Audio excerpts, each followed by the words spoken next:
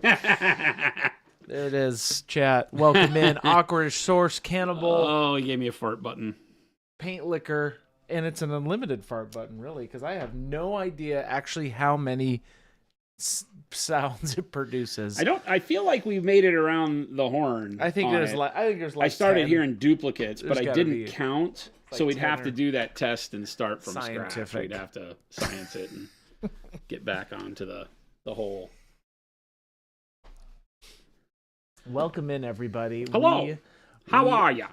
It is a fine Wednesday. Big Wednesday. Is it Big Wednesday? It's Big Wednesday. It's a Big Wednesday? It's a Big Wednesday. Why is it a Big Wednesday? This is just always a Big Wednesday. It's just a big Wednesday. I feel like every time it's Wednesday, it's like it's a big Wednesday. What up, Dusty Hobbies, Lumberjack, Sugar Rush, Bud, Shadowcast, Swifter Bear, Flapjack Nichols Out, Q, Paint Liquor, Night Moon. Whoa. Hello. We're just hopping right in. Papa Chicken. Had 4.5 hours of mind-numbing conference calls today. So glad to be here. I just sat in a meeting forever. Yeah, it was good though. That's good. It was necessary and it was good, but holy meeting hell! A lot going on. It was not supposed to include a lunch. It wound up including a lunch. Oh. I was gonna say I need Jason to have lunch before stream, chat. One of my main mission goals now. It kind of has to be. It really does. If I wind up in this room to do this show without having had lunch, it's not good. A problem. It's not good for you. It's not good for me. It's not good for chat. It's not good for the world. We don't want a hangry Jason. We need to turn it on. We don't want hangry Jason. Awkwardish. You're all my favorite nerds. I hope everyone is well. Thank you. Awkwardish, thank you. Hashtag feed paint dad. Yes. Gotta feed paint dad. Oh, right out the gate, Estrello. Have a quick airbrushing question. Sure. I'm going to be painting Raven Guard for 30K. If I follow your tips on the new airbrushing vehicles video, would black, brown, coal black / dark neutral gray 1-in-1, then dark neutral gray makes sense for 30K vehicles, and it's for Raven Guard. Yeah, when you're doing chipping on black, the black brown doesn't have an impact. So the black brown as a base coat might not be something you really want to do. A lot of times I guess you could, because you could still get some dirty look out of it, but it might be lighter than your black, right? So in a lot of cases, you add that back in later. It's a great question, because think about when painting black, you're painting a combo of like the darkest colors. When you go to the dark neutral gray or however you decide you're going to, highlight your black, you wind up lightening it a bit, but at the end you still wind up with a very dark color. So the colors you place under it may not show through. So you just have to pay a little bit more attention than we did with the greens, because the greens, the black brown was much deeper shade than any of the greens we use, so it was easier to control and see on the model. So you have to play a little bit closer to the hip, so to speak, when doing the black over the top of the black brown in order to get any benefit from the black brown. A lot of times that on black vehicles is easier to add in after the fact, like with Noosh, into the recesses, things like that. But you're on the right path. So I like where your head's at. I think play around with it and see. I would typically not do black vehicle with brown base. I would just go with black. Build up my blacks and then, paint in deliberately some of that effect, that weathering effect like we did with the Noosh. Oh, Source, good segue. When nooshing, what paint would you recommend for trying that quintessential typical oil wash approach? I think they tend to use some brown and black oil paints in those. Question mark? Yeah, I like black brown. You'll see me do that a lot. In the vein of like my standard wash color for a filter, for an oil filter. Black brown is great. That's what I would, that it's a perfect timing, because on that, Raven Guard vehicle, going back with a black-brown filter in the shadows over the black would work fantastic.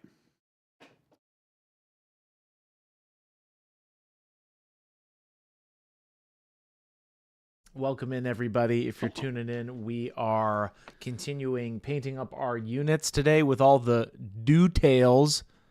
I swear to God. That's the name We're of the not stream gonna do this today. again. Painting fine details on your units. Units. He did that to me. I did, yeah. He did that to me. In He did that quotes, to you, Chad. details. It's not really to me. It is, but he also did it to you. And I hope you take this personally and that you do not let him survive the horrible things that he's doing here. Jagger Hoopa. That's a great name. What thinner would work best for your guys' paints? I'm airbrushing for the first time with your paints and was curious if I need specific thinner, if thinner is needed at all, ? So we typically spray base coats. So if you were to ask this and I give you my, I don't want to say generic answer, but my pretty much form letter answer for it is that I spray all my base coats undiluted. So I just use the paint as it comes out of the bottle, right into the airbrush and spray so that I get vibrant base coats, right? Then I start thinning as I work into layering and highlights because it's all about opacity of paint. I don't want to have my brightest color necessarily go on at full opacity. I want it to blend with the layer beneath it. And so I'll start thinning. And as a thinner, I simply use water and a little bit of our glaze and wash medium. Our glaze and wash medium acts as a flow improver. But if you have access to other brand flow improvers, those would work just as well. A drop or two of flow improver and then water to taste. Chris is going to be mad at me for saying that. As soon as it came out of my mouth, I was like, I'm going to get yelled at. No, Jason, you do you. Okay, look at that. I got some freedom today. Finally some freedom. We'll edit that out, chat. Fix it in post, if I dare say so myself. Oh my! I hate that term. He's never said that, chat. Fix it in pre. Fix it in pre. To taste, I thought Arizona water was terrible. Yes. It is. Also true. Okay, here's a fun little tidbit story. About here we go Arizona again, water. This is here you go. No, this is actually a real one. Don't talk to the lady on the road out in the middle of the desert again. We've heard this. My house. I installed a whole filtration system for my water on my house. Water filter. Yeah, that's what thank you, Jason. That's what I meant to say. The quality of that filter was like the highest one. Like, I'm going to get the one that gets all the microbes, all of the bells and whistles and all that, right? Sure. And I'm like, okay, we're going to see if this works, right? 3 months go by, and I have to cover my pipes because they freeze up there during the winter. Oh, that's true, yeah. So I go to take the blanket off of the filtration system, and that filter was just gross looking. And I'm like, I should have done this so much sooner. It was just like, it was working, which is cool. So I instantly did a 3-month subscription on it to get it because I'm like, you know what? I need to change this. Yep. It's just, I have filters on all my other stuff and I don't ever drink the water ever, but I just thought that was funny. Yeah, it's pretty nasty. It was like copper brown. I'm not even kidding. I'm like, I need to preach the good word. Get a filter because that was rough. Deputy Creepy, howdy, your favorite deputy got nominated for a life-saving award, so what? I did a thing. Awesome. Deputy, that's cool. Congratulations, and it sounds like you did a great thing. Awesome. Creepy, that's awesome. A life-saving award. Now, if you could only save us from this chat title.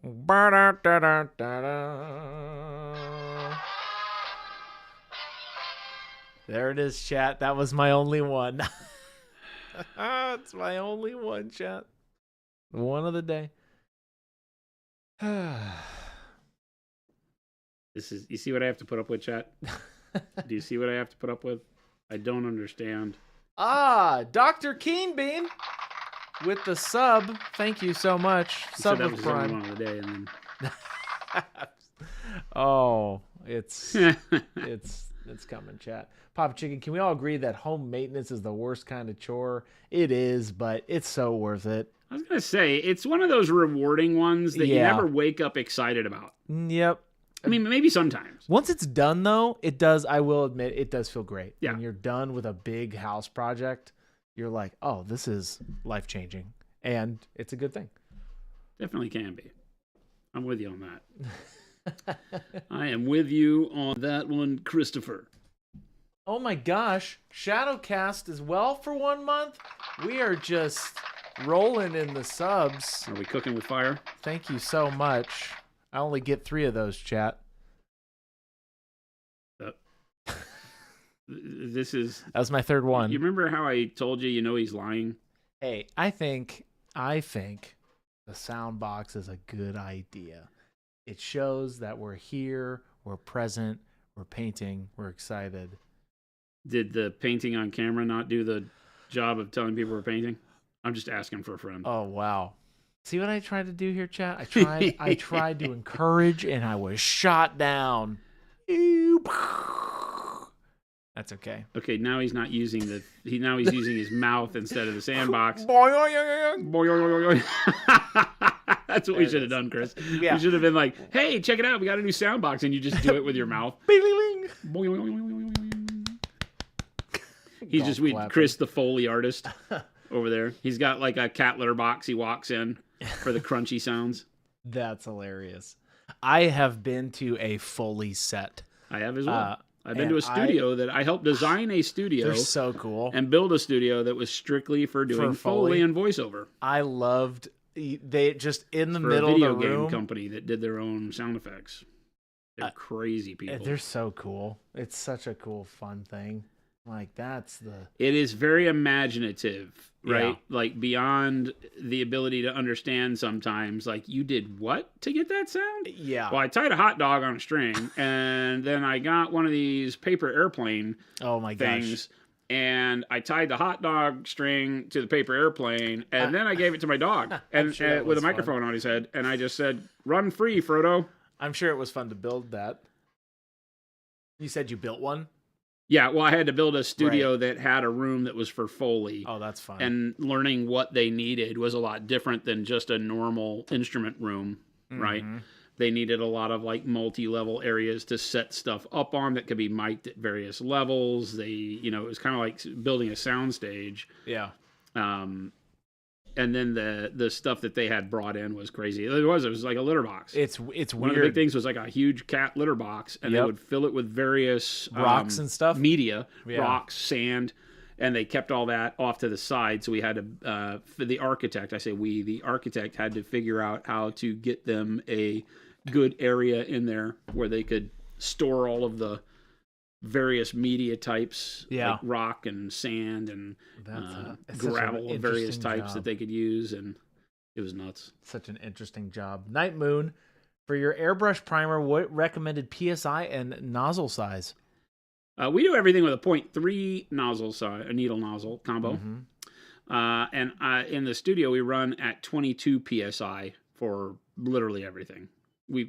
I can pretty much say we never change the pressure unless we accidentally hit the control knob.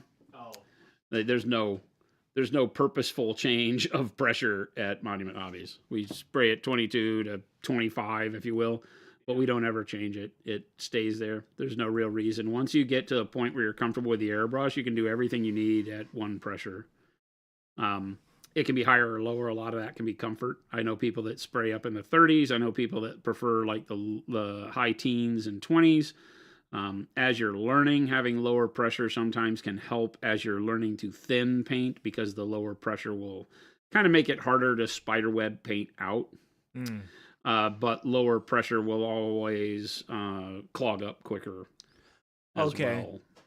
That's what lower pressures do. Is it clogs It up? can, Yeah, depending on the consistency of the paint. High pressure will cause the same. Too low or too high. Okay. Too high of a pressure generally puts more air out than the amount of paint when you're dealing with something that is thicker like acrylic. High pressure for inks works really well to get nice opacity at a very fine detail level. But when you do high pressure with a higher viscosity paint like acrylic, you're putting a lot of air and not dragging enough paint through, and so you get tip dry very quickly. I think I might have that exact problem. I think my PSI is a little too high. Yeah, it can. I think I have mine's like 35, which it can be really easy high. to. Yeah, that's too high. Yeah, okay. For Arizona, especially too high, because we're very dry here. You're not having to overcome any humidity or anything like that. That's probably why I get so many clogs. Could very well be. Why. Yeah, you have so much air running through.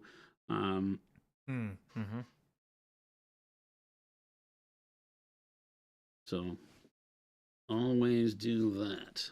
Sarcastic Grandpa, welcome in everybody. We're doing some more details on this unit. Some bags, some pouches. God, they got a lot of bags and pouches, man. A lot of bags, a lot of pouches. A lot of doohickeys on these guys. I don't know what I was thinking. A lot of accessories. My butt. A lot of accessories, a lot of achechapes. That's not even a word. No, it's a word. It is. If your mother were here, would she say that's a word? Yes, because she's the one who made it up. I remember that part of the story, which is why I asked. The achechapes. Not a real word, chat, but feel free to use it in your everyday lives. Don't ask Mama Suchi that. It's an achechape. What are you gonna do about it? Nothing. Nothing.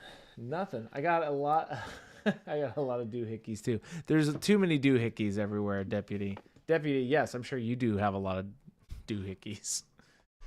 Doohickeys, pouches, bags. Oh my. Yeah. At some point in time, you're too tactical. You're just too tactical. There is such a thing as too much tactical. And these guys are over tacticaled. But they use everything on their bodies, I bet you. We're going to go with that. Because otherwise I will lose my faith in painting it all.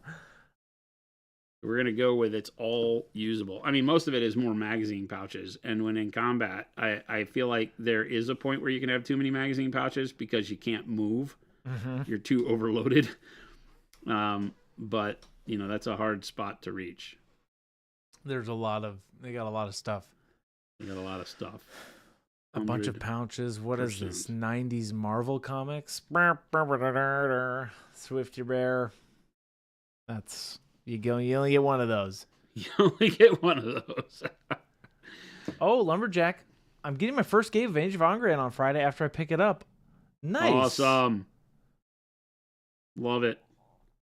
You'll find with that game, once you've played a couple rounds, you'll start really thinking a lot of those combos. Yeah, it is a combo-based game. Mm-hmm. And you'll start to see like, oh, I get it now. Yep. One game, 45 minutes to an hour. And then it'll really hit you, I think, with, oh, I see exactly where this could go. Yeah. I think these two Asura would make a great team to do this thing that, I have in mind. Mm-hmm. Because what I do is when teaching people Age of Angra, I typically am like, okay, great, here's all the Asura. I'm going to lay them out on a table. I want you to pick two if I'm teaching you how to play. Yeah. And you pick two for you. I say, just pick two that look super cool to you. And out of the 9 in the main box, you pick 2 that you just think appeal to you visually, maybe, or I have some gamers that read the cards and are like, oh, I can see this as a combo, and they'll go and pick those. And then when they're done, I say, now pick 2 for me. And I've had people that are just like, okay, you take the purple and the pink one, and I'm like, okay, great. Or some people are like, oh, I read these, and these don't look like they have any synergy at all, and they put them together and make me play those. Then they end up having like a fun, cool synergy. Well, yeah. I wind up playing them, and they're like, wait a minute. Wait a minute. Because none of it makes sense until you see it work. It's a lot of fun. Lumberjack Tim Monuments, you just said out of the main box. What are you getting at there? Well, we have an expansion set coming. Oh. We already have the new Asura. I'd have to talk to Gabe to figure out where all that is in production. But yeah, the first expansion will be coming. It has new Asura. It has new game mode. Some new artifacts that you can play. So yeah. Awkward Japan. I was wailing on Jason the entire game. Last round, he beat my entire ass, and I was horrifical. That's funny. I remember that. I was biding my time. Yeah. Biding my time. Rope-a-doping you. Making you feel safe in your decisions. And then I said, are you sure that's what you want to do? Are you sure? Because I got this. There's some gotchas, but they're never very bad. Cynical went to my FLGS today. They had a bunch of collections of y'all's paint. Nice. Nice. Love to hear it. We have a ton of retailers. More and more each week. As we add new stores to new locales, or more stores in current locales.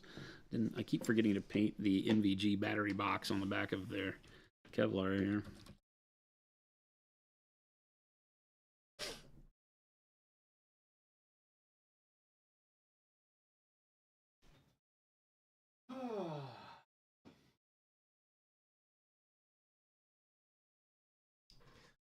Look at these little doohickeys, chat. There's too many doohickeys. Wait. There's something on the back of the helmet. What's that all about? That's a battery pack. Okay, got it.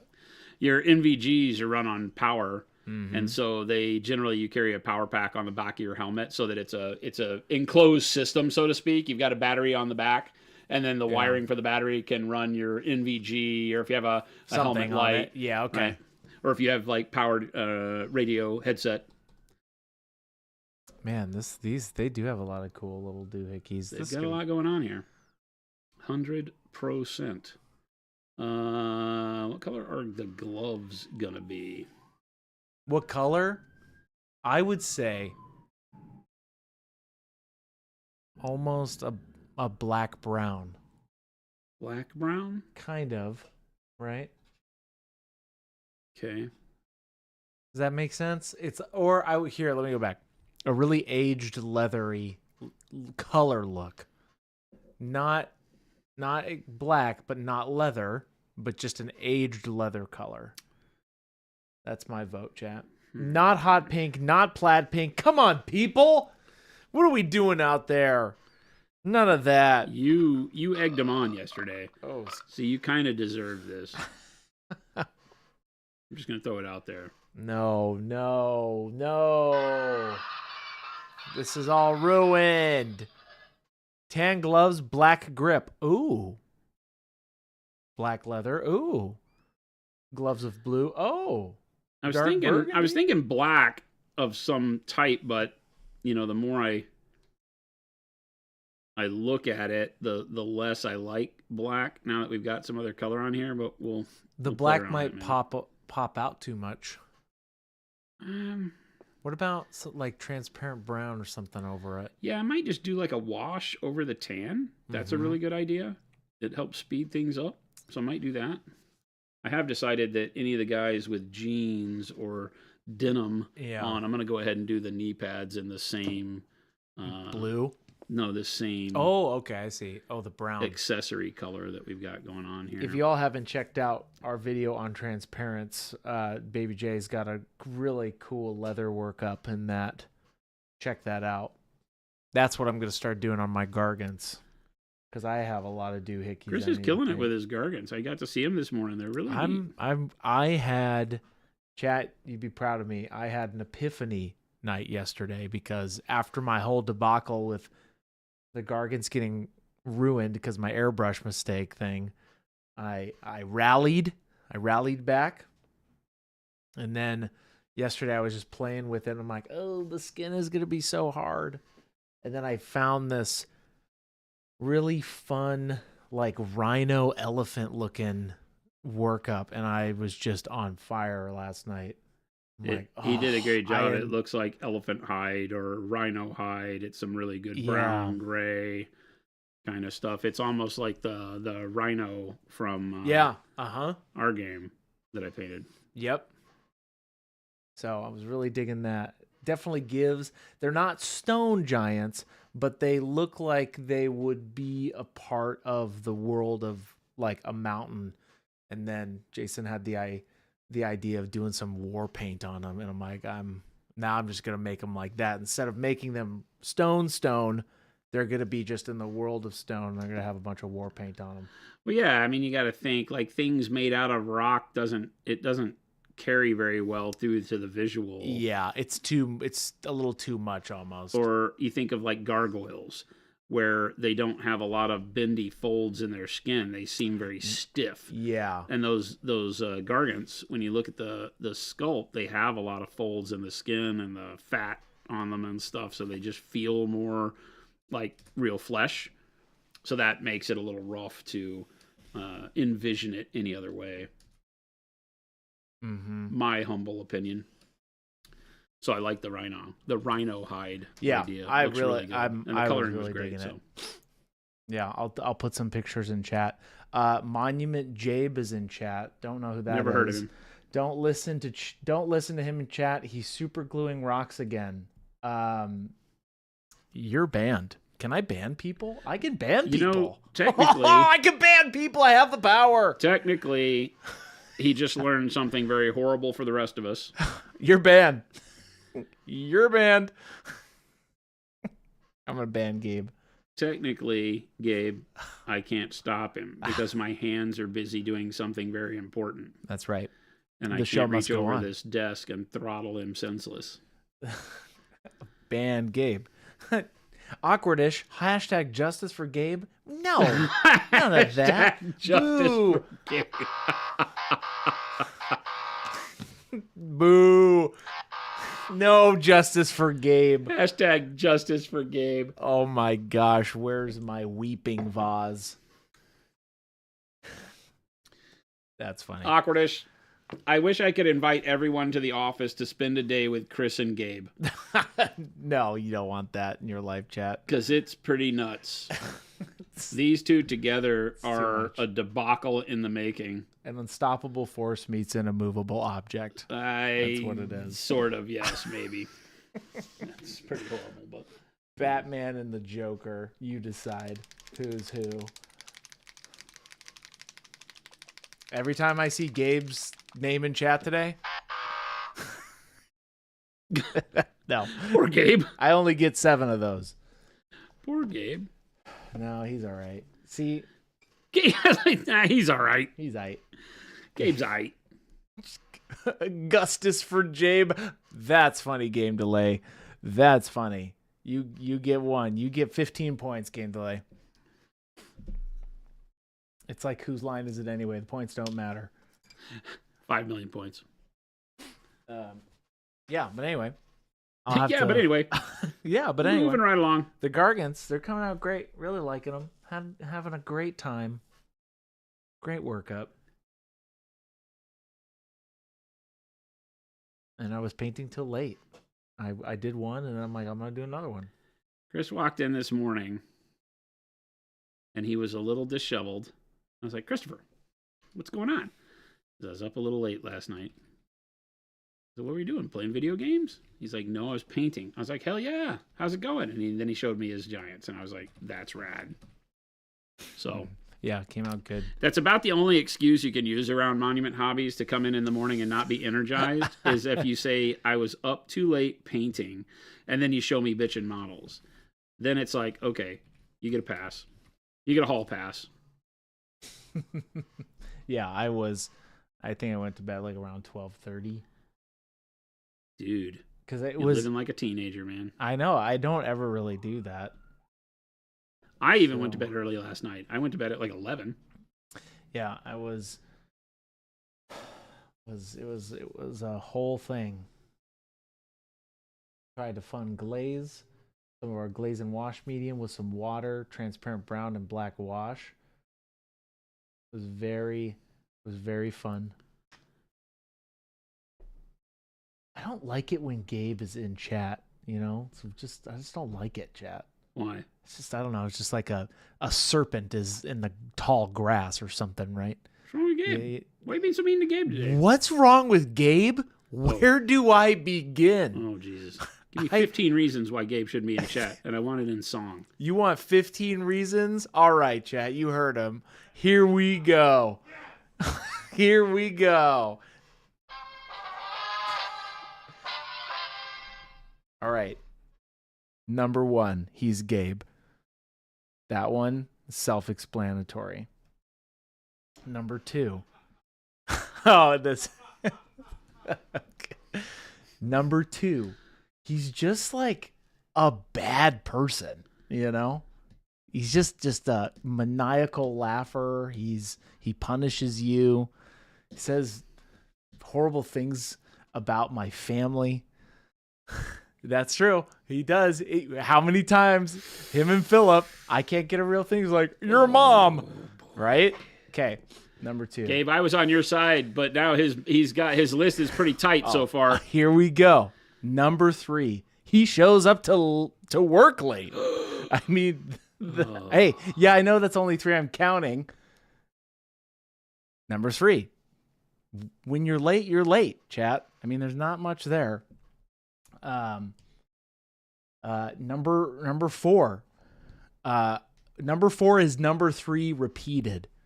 So that's how important number 3 is to you? That's how much important number 3 is. It counts twice. You never should be late. I feel like that's cheating. Like, I feel like if you need 15 things, it can't be that any of them are like multiples of one of them. Number 5, he steals things, you know? Like it's just theft. It's just like straight theft where I'll be like, hey, Gabe, how you doing? And he'll just snatch something out of my hand or just run away with it, you know? So Chad, I have to stop him here real quick, and I have to say that my goal, as I asked him for 15 things, was to shoot him down early. So far, I have yet to be able to shoot him down on any of these. Oh my gosh, Gabe, much to the chagrin of Sir Jabe.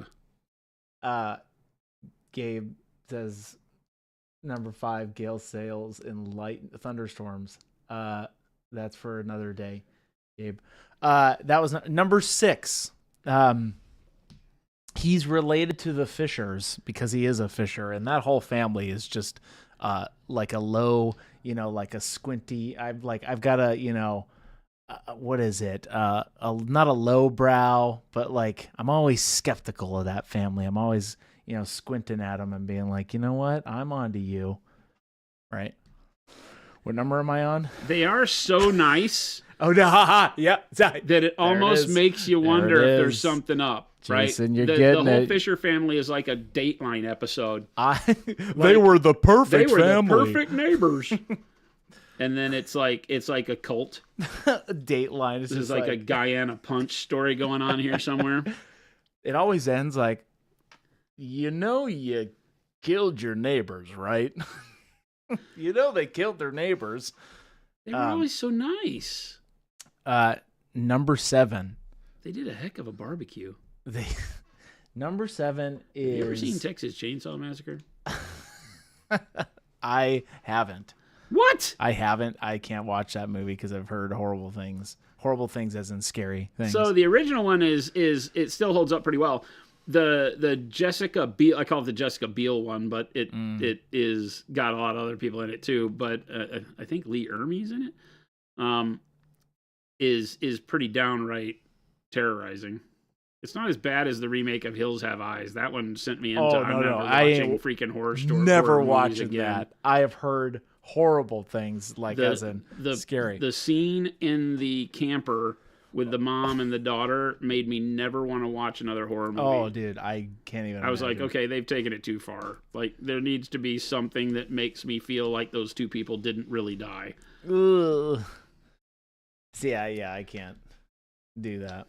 How did we get there? What were we talking about? Oh, Gabe's family. Oh, Gabe's family. So yes, we're very skeptical of them. I just want to publicly say that.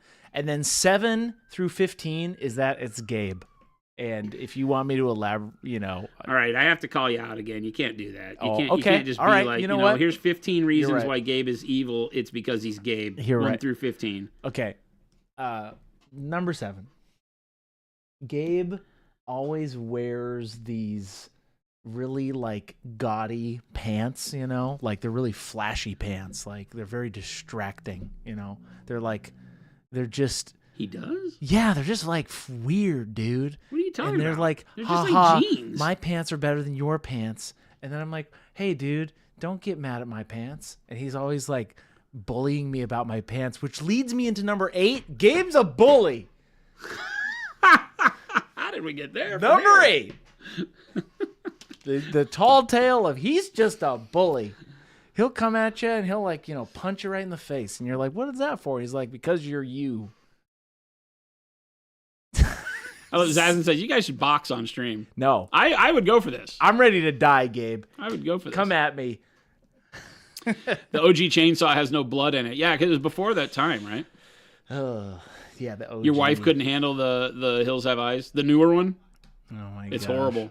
Horrible. Saying you're distracted by Jabe's pants might not be the argument you think it is. Oh, my. That's silly. TK says the best way to combat a bully is to bring coffee and donuts. That might actually work with Gabe. I won't do that. Leads me to number 9. He is in so much debt with me, it's not even funny. Little Billy says, Monument Jabe, any defense? Chris is making a compelling argument. I mean... 15. He owes me so much money, Chad, it's not even funny. And by money, he means currency and Path of Exile, anything. too. You name it. Oh, we don't even want to get into the Path of Exile debt he's in. That new patch drops, he's done. Oh, this is my life, chat. Oh. This is how it works around here. I'm so sorry, chat. This is a professional show, and Gabe got me all kinds of worked up because he's him, and I need to just bring this back. I'll type this out in a 15-page document for you all later. And sing along. It's a sing along document. Dun, dun, dun, dun, dun. And here we go. Yeah, stay tuned for the last 5 because we're here to paint. And speaking of painting, Chad, if you're just now joining us, we're painting. We're painting up a unit. It's literally what I'm doing. All the dudes. It's literally what I'm doing. Chopin. Nice. That was my own. That was my own. Okay. Noise box. What is Chopin? Chopin. It's just I just do what comes naturally, Chris, and that was what came naturally was Chopin. What comes naturally. I put the paint on the model, and I say, Chopin!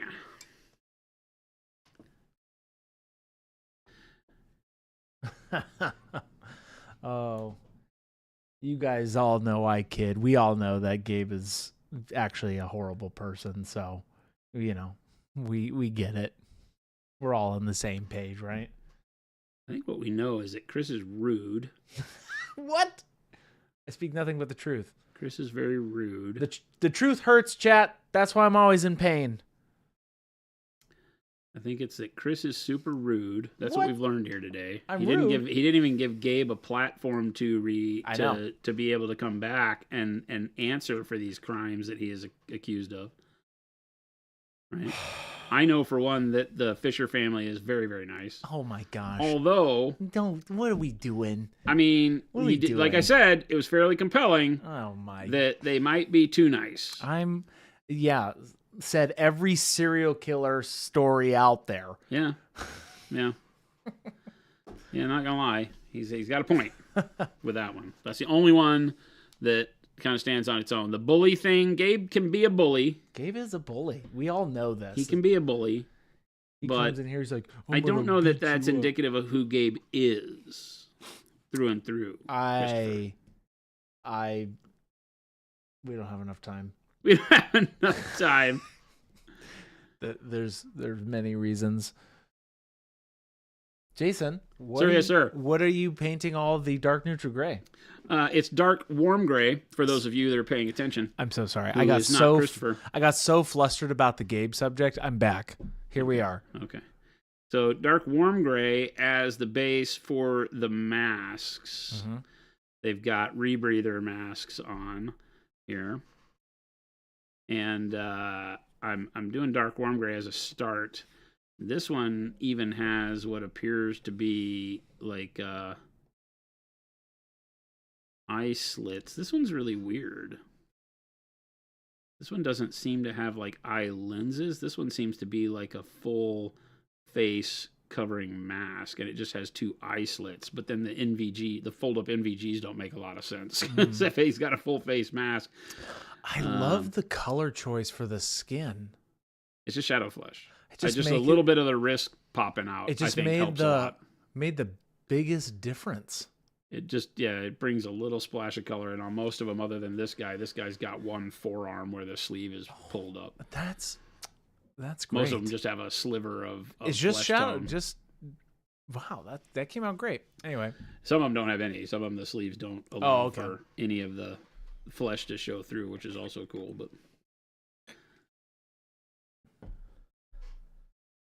chat, I have a question from Wad. Wad says, chat, I have a question. If sleeping doesn't make you feel tired, what is the point of sleep? Whoa. Whoa, wait. Wait, Back up.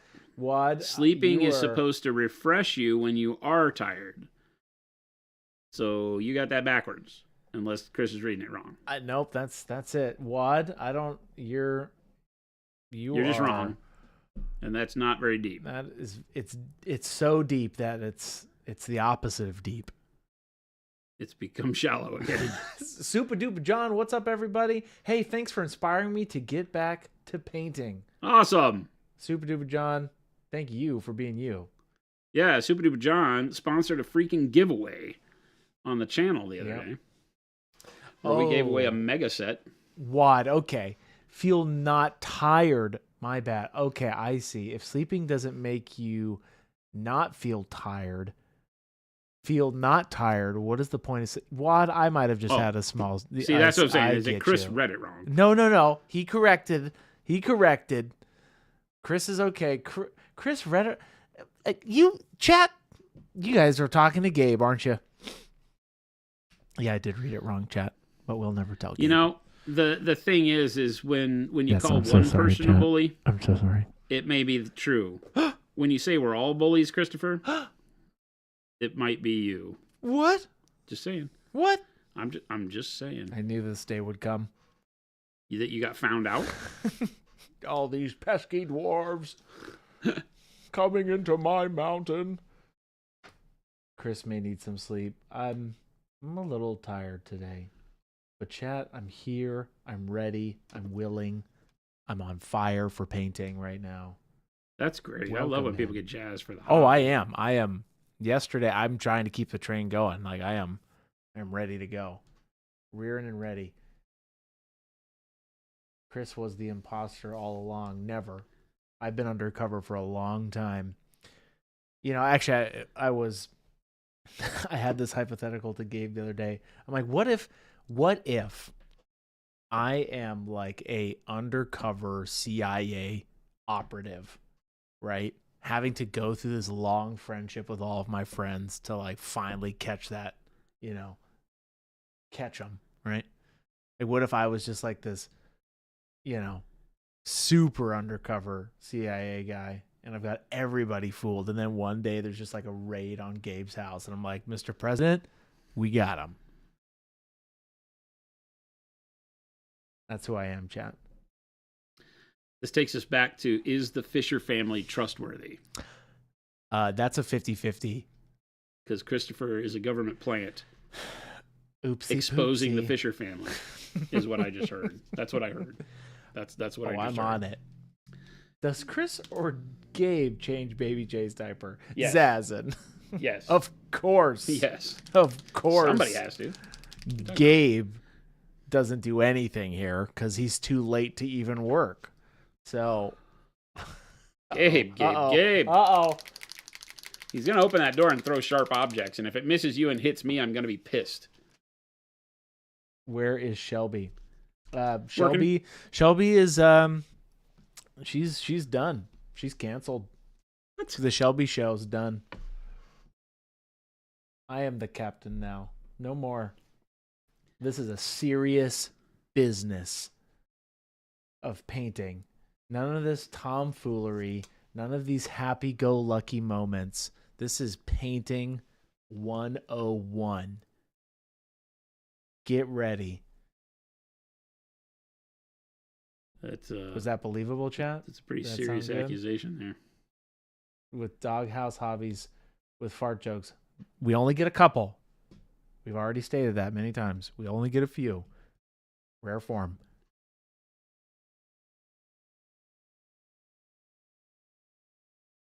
Jagger, when are you guys going to restock the Pro Synthetic set brushes? Oh boy, I would hope very soon, but our hopes are by the end of this month. We do not have an update for you, though. It could be quicker. We've worked really hard over the past, good gosh, it's been way too many months now for brush production here in the States, and we're just now about to ramp that up. So it could be quicker, but as of yet, we don't have that dialed in. Doing some burnt orange on the lenses for the drop troop guys. So what I found here is that the guys like this that have there's two sets. They have the jump pack looking thing. And these guys have got a different faceplate than the others. Their goggles have got much larger lens that goes across the face. The other guys just have eye slits, which is not near as fun. I like the goggles. I like that little pop of color. So I'm going to do burnt orange. And I'm thinking I'm going to do something you don't really ever see me do, but we talk about a lot with regards to just kind of basic painting. You know, it's funny. Chris just said painting 101. And I'm thinking I'm just going to do all these, since we have everything to the point where it's pretty much base coated, except for some of the little more minuscule details like knife hilts and things like that. And I might just do a wash over the entire model. Ooh, that'd be cool. What kind of wash? To bring everything into focus, we'll do a diluted wash. Okay. And then build up our colors back with the same colors, because this is one of the things that I tell people all the time that can be a really great way to just begin models. Go in and base coat everything. We've done a little bit more than that because we airbrushed like the original color on here, and we did some dry brushing to pull details out so I could figure out what everything was. But now we've gone back and covered a lot of that with just standard brush base coats. So these models look more like models that you would just, have started with a primer and then just put the colors where the colors go. And the colors are flat because we haven't highlighted or shaded anything other than the tan airbrush base coat. And since I've gone back and covered a lot of that with other color, we basically just get models that don't have a lot of depth, a little bit where the dry brush still shows through on the tan on the top, right? But not a lot of depth. And so then we go back and shade, and then we'll pull these same colors that you've seen me paint back on top of the shaded base to give us the initial volumes. And that can be really cool. These guys don't have, these guys don't even have eye slits. They have eye slits on like a very blank, full face mask thing, which is kind of crazy. Those are gonna wash really well, I bet, too. There's a lot of detail on them, so we'll see. All right, Marina has a question. What is your recommended brush care routine? How often do you use a brush goop? How long do you leave the brush goop on before rinsing? What is the best way to store your brush goop when not? What's some brush goop 101 tips? Well, the video that we have online about cleaning your brush is fantastic. So I would shoot you there, because we're never going to change from that as far as how to agitate the brush, how to do it. Once you can get the link from, hopefully Chris will find it. He'll throw the link up in chat for the YouTube video. Yep, I'm looking at it right now. The brush goop, how long to leave it in once you're done cleaning, because you'll just get some on the brush, agitate the bristles, it'll clean, you'll rinse, and then you'll do that until you feel like your brush is clean. You've got all the paint out of the ferrule area, you're forming a nice tip on your brush, it feels new and reinvigorated again. Then when you're done cleaning, take a little skin of the brush soap. The guys here wet it on their fingers, and then they pull the brush to a point. One of the things to remember when pulling your brush to a point is not to twist. So sometimes it's easy to make a point and you twist the brush. You'll twist it and it'll barber pole, we call it. And what that means is that if I've got the soap on my fingers or soap in the brush and then I twist it because that gives me a really sharp point, the problem is that now the bristles are barber poled. If you can think of the way the candy cane, the red and the white, twist around each other as they go up the cane. That's what I mean by barber pole, is that you have the filaments of the brush now are not straight to the tip. They're wrapping around each other, which makes a nice tip. And the soap will hold it in that. But then when you rinse the soap out, the brush will unwind. You probably have bought some brushes that when you first get them and they're stiff and you rinse them out, that the bristles fray out. And that's because at the factory, like in China and cheaper brush manufacturers, will twist the brush to a point. Or even, when they're making the point, they'll twist it to a point on the table and it'll make a nice point. And if the starch is in there to hold that point, then when you rinse it out, the bristles want to go back to the way they're supposed to be. So they'll unwrap and then they lose the point. So always pull your brush to a point. So I just simply take my fingers and run them up the ferrule, then rotate the brush and run them up the ferrule and like that. And you'll get a nice, clean, perfect point that way. And when you clean the soap out of it later, and you can leave the soap in it for years, right? It'll hold the point, come back to it, rinse it out, and then the bristles won't try to reform. They'll hold that point longer. As to how long how often we do it, me personally, I beat the crap out of my brushes. A lot of times I'm testing new bristle styles, and running through various things for life of a brush. So I really don't rinse my brush near enough. You'll see that most of my brushes have got, tremendous amounts of crap built up in the ferrule, that dark line on the bristles there that goes up a little bit, a couple millimeters, is all paint. You can't avoid that after a certain amount of time, right? You can't avoid building paint up in the ferrule? Yeah. Yeah, you can't because we paint with very thin paints, and the Yeah. capillary action of paint going through the bristles, the way a paintbrush works is you dip it in a liquid, and the liquid goes against gravity up through the bristles, right? And that capillary action of going up will eventually suck it all the way into the ferrule, whether you see it immediately or not. It happens from the inside out, and then you build up paint there. But this can still be cleaned with the brush soap. You just agitate it, follow the video, and it'll get back to where that clears up. It will stain a little bit. There'll be a dark ring there forever because the paint in the bristle, it has a staining effect. But you can clean it out to where it bends well again and forms a point. Yeah. I tell people that you should generally clean after every session would be the main goal, I think. I still feel like I need something on the glove color. I just threw that link in there for you, chat, to the OG one. And I think it's got to be... That video was 6 years ago. What's that? Your brush cleaning video? Oh, we haven't done a one since then, have we? We've had some excerpts from... Not to that extent. That one's like a full, That one's a total brush care video. That one is a total brush care video. That one predates us making like the new brushes and stuff, so... Mm-hmm.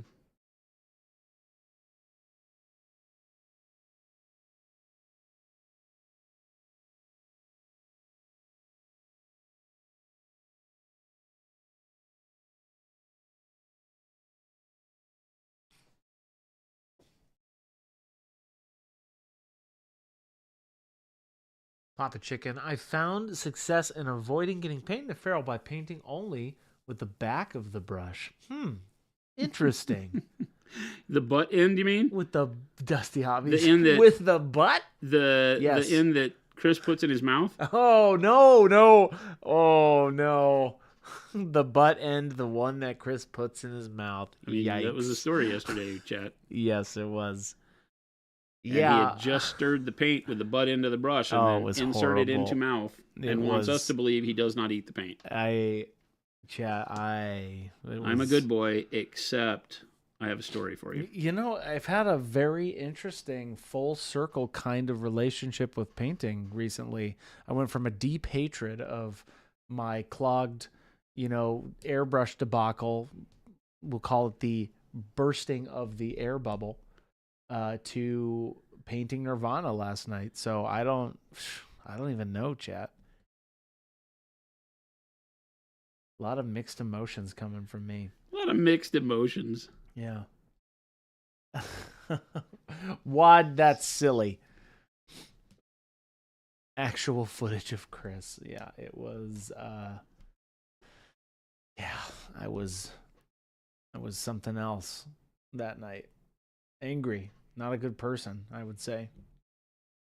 Oh, when the airbrush accident occurred? Yeah, my neighbors heard me for sure. That's all I'm gonna say.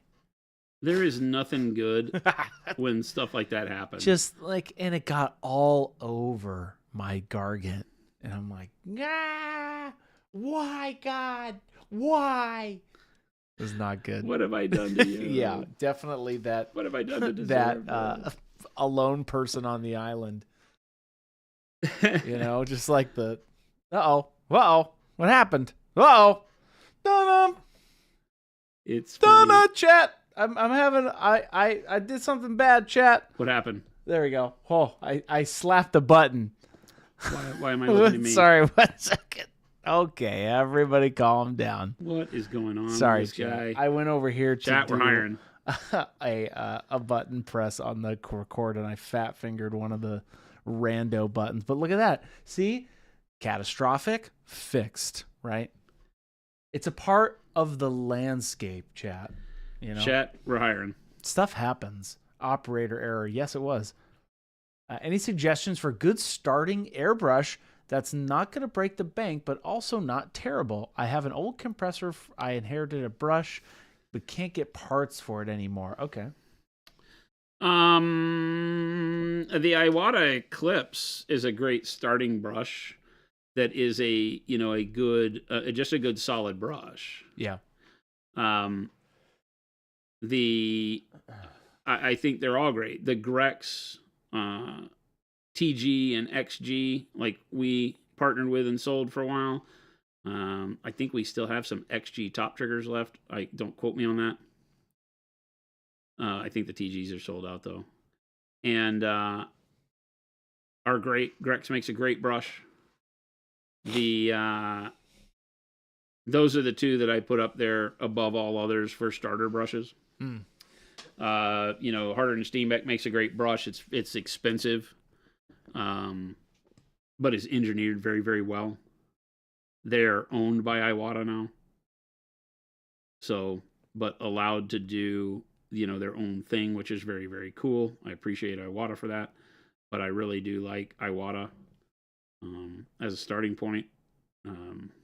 Sparmax, also owned by Iwata, a cheaper brand that is more akin to like the Harbor Freight brush or the starter brushes that you find on Amazon. We tell people though that it really doesn't matter as much as you might think. So long as you are going into it understanding that the brush you have, the cheaper you go in the beginning, the less you can expect out of that brush long term. But if you go in understanding that, saying, hey, I just want to save some money now to see if I'm even interested in airbrushing, if I can do it, if it suits me, then the cheaper brushes can be a great starting point because you'll always be able to use the brush that you get as like a priming brush. Because I think that I start off by telling people a lot of times, if all you do is buy an airbrush so that you can prime your models, great. Because you can't always use a rattle can. We make tremendous rattle can paints as well. But the airbrush gives you the ability to do very fine layer coverage for like your character models and things like that. And then use primer rattle can on like the troops.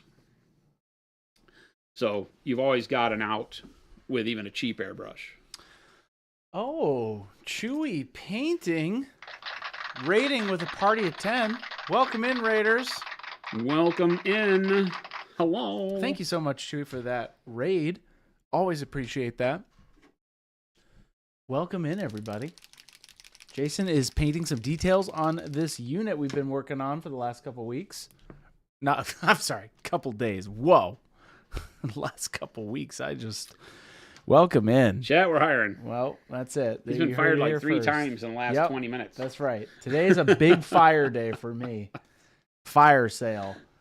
The inherited brushes, I got parts for really old Badger brushes, but last I tried using them, it spurts a lot rather than a smooth coat. Yeah, it might just be an old brush. Might be time. Cynical. Yeah, depending on how it was left at the last cleaning, you know, you can build up so much that you get like rusted parts and things that are hard to clean. But I have also seen old brushes spring back to life with a good cleaning, and I'm talking about like old posh brushes from years and years and decades ago that you know, you just give a good deep cleaning to. You would usually want to get like a what's it called? The vibratory cleaners, the ultrasonic cleaners. Yeah. I don't recommend using them on standard use for airbrushes because they will, depending on the quality of the brush that you have, the ultrasonic cleaner can be the culprit for removing chrome off of your brush. So just be careful with that. The less you spend, one of the big areas where companies will chintz out on the quality of the build of the brush is on the quality of the electroplating, the chrome plating, right? And of course, if you get really bad chrome, not enough nickel base, then you're going to be very disturbed when you go to clean it and the chrome comes off or turns yellow very quick. Gotcha. The chrome. I've had people use ultrasonic cleaners and wind up with the chrome flaking off into the brush, and now you've got this rusty leftover. Oh boy, that's really hard to manage. So just be careful with that. You're doing all the glow sticks now, huh? I'm just painting. You know, like I said, I think my goal here is to get a good base coat on everything so that I can go back and do a good wash. And do a wash. Yep. And so I'm just doing you know, a good primary coat on stuff real quick. D-Fresh, are red gray and warm gray about the same value? Red gray is a little bit lighter. Here, let me show you. So red gray. Oh, you said regular warm gray. So for regular warm gray, probably, yeah. I think in the same value range. Pretty close. Yeah, pretty close.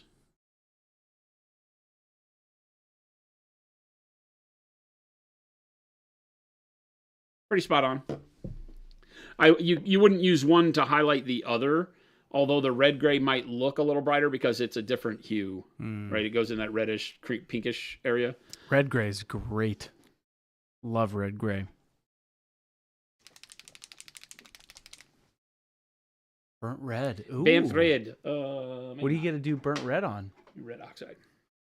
Red oxide. The grenades. Oh, okay. Oh, right. I remember you were saying that on the big guy. No, on the I'm not worried about the big guy right now. I'm just worried about the troops. They have some of them have grenades. Gotcha. So smoke canisters and grenades and stuff on their pouches, and like this guy's got 2 on the front of his chest rig.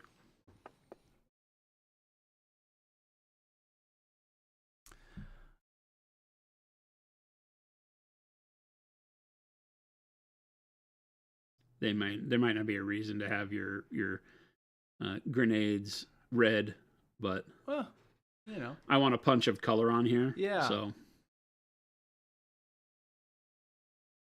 canisters definitely adds that little nice pop. Yeah, if considering that these guys, while being realistic, are not real, you know, I can kind of get away with doing whatever I want. Mm-hmm. Hence the reason we're doing whatever we want. And I think a little bit of red on the grenades just pulls them away from all the browns and the monochromatic stuff we've got going on. Works pretty well. I'm not going to hit every single detail, but all the major points that I think are... Game delayed. Jason worries about the troops. I respect that. He's not just all about the big guys. Definitely not. All right. Lil Billy. Question. If I'm trying to do OSL on an already painted model, do I need to dull down the places I want the light reflecting? Yep. By dull down, what you're really trying to do is brighten them, not dull them down. Be careful with that language. You're wanting to brighten them, usually with a white, right? So when I do OSL, I typically paint the whole model as if there's no OSL, and then I go back and I add the shine with transparent white or thin down titanium white. right? So I'll add the OSL on there as a directional light and the airbrush is the way I would do that. And it was only the one guy that has those canisters on his pouch. So Really? yeah. Okay. So that was easy. I thought that was going to be more worthwhile, but there you go.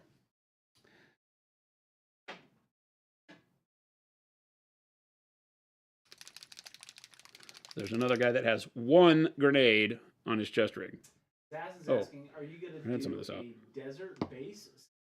What did I have this out for? Oh, the glow sticks. Yes, I probably don't want to do that again. I haven't figured that out yet, to be honest. Are they on an alien world? Where are these guys? I don't know. What do we think? Well, they're not... I wouldn't say they're high sci-fi, right? Like, I don't think they're in that kind of world. I think they're definitely on Earth. Oh, okay. I think they're definitely, right? I think so. You would say that there is no room for aliens necessarily. I don't think so. Okay. I think this is just This in is like the corporate future. espionage, warfare. Yeah. Yeah, I mean, that's true. In this world, there aren't alien models. They're all like UN forces, this task force Boone.